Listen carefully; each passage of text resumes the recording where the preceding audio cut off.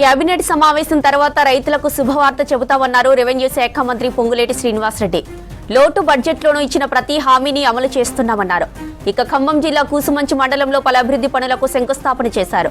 ఆ తర్వాత MLA camp ఆఫీసులో సీఎం రిలీఫ్ ఫండ్ చెక్కులను పంపిణీ చేశారు. రాష్ట్రంలో ఇందిరమ్మ ఇళ్ల కోసం 80 లక్షల మంది అప్లికేషన్లు పెట్టుకున్నారని తెలిపారు. ఇప్పటికే 30 లక్షల మంది లబ్ధిదారులను యాప్లో సర్వే చేశామన్నారు. కేబినెట్ సమావేశం తర్వాత రైతులకు శుభవార్త చెబుతామన్నారు రెవెన్యూ శాఖ మంత్రి పొంగులేటి శ్రీనివాసరెడ్డి. లోటు బడ్జెట్లోనూ ఇచ్చిన ప్రతి హామీని అమలు చేస్తున్నామన్నారు.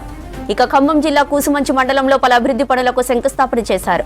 ఆ తర్వాత ఎమ్మెల్యే క్యాంపు ఆఫీసులో సీఎం రిలీఫ్ ఫండ్ చెక్కులను పంపిణీ చేశారు.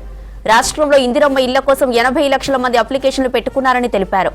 ఇప్పటికే 30 లక్షల మంది లబ్ధిదారులను యాప్తో సర్వే చేశామన్నారు.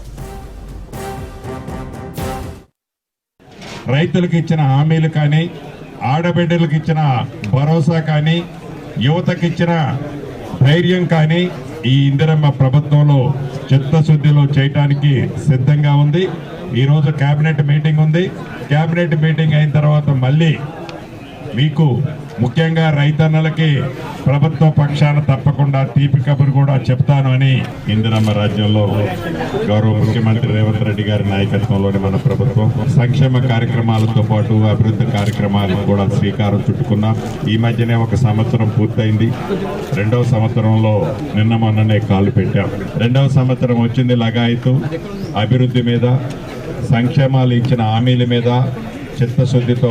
రాష్ట్ర ఆర్థిక పరిస్థితి బాగలేకపోయినా ఇచ్చిన ప్రతి మాటని నెరవేర్చాలని దృఢ సంకల్పంతో, పట్టుదలతో మన ఇందిరమ్మ ప్రభుత్వం ఈనాడు పనిచేస్తుంది. ఇందిరమ్మ ఇళ్ళు ఇస్తామని చెప్పాం. రాష్ట్ర వ్యాప్తంగా ప్రజాపాలన కార్యక్రమం ద్వారా ప్రజల వద్దకే ప్రభుత్వం వచ్చినప్పుడు రాష్ట్ర వ్యాప్తంగా సుమారు 80 లక్షల మంది ఇల్లు కావాలని అప్లై చేశారు. ఈ 80 లక్షల మందిలో ఇప్పటికే 60 లక్షల మందికి యాప్ ద్వారా, 64-65 లక్షల మందిని యాప్ ద్వారా వారి వారి స్థితిగతుల్ని మనం అప్లోడ్ చేసుకున్నాం.